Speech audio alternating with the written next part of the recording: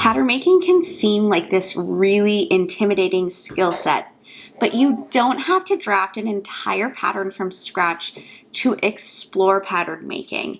You can make small tweaks and adjustments to create an entire new look using an existing pattern.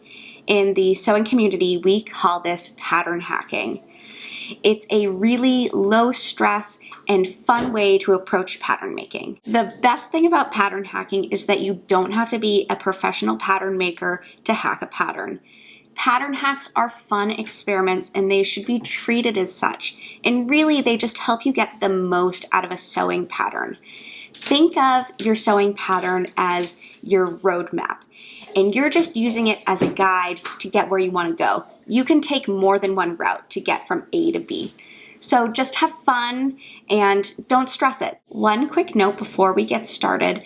I'm using the Finn t-shirt and the Jane t-shirt today to demonstrate, but you could really use any t-shirt pattern and even some woven top patterns. What you're going to want to look for is something with a simple fit and not a lot of other design details. Those patterns are going to work best for these hacks. This pattern hack is actually 3 pattern hacks in one.